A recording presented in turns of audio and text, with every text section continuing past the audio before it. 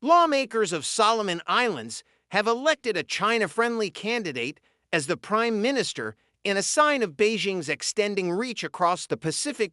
Jeremiah Manelli, the former foreign minister of the islands, has already pledged to continue the international policy focused on building closer ties with China. Mr. Manali won the vote in a 31-18 count, beating his opponent Matthew Whale in the 50-seat parliament. Governor General Sir David Vunagi announced outside Parliament House. In his first address after being elected as PM, Mr. Manelli said the people have spoken and called for calm in the face of potential post-election violence. Today, we show the world we are better than that.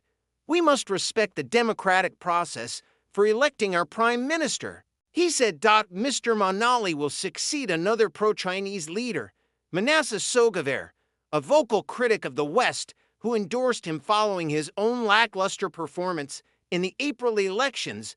Mr. Manali was the foreign minister in 2019 when the Pacific Islands switched diplomatic recognition from Taiwan to Beijing and struck a secret security pact that has raised fears of the Chinese Navy gaining a foothold in the region.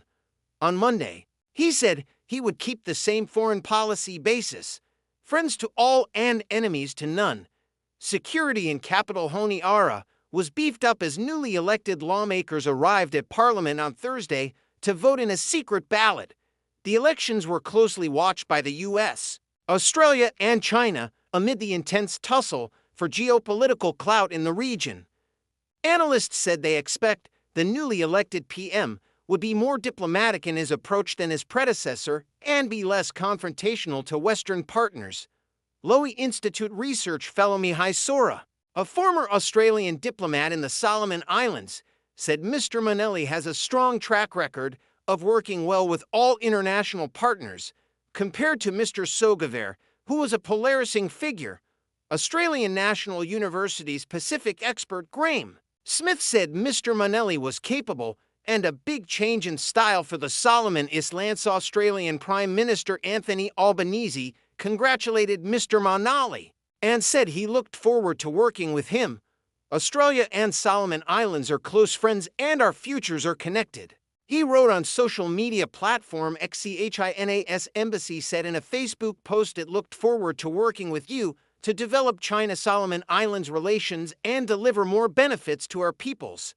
In April, a national election concluded without granting a majority to any political party, and the two camps actively sought to garner support from independents before the prime ministerial vote. Mr. Sogaver withdrew from the contest to make way for Mr. Manelli after failing to get enough seats and instead formed a new coalition to support the former diplomat.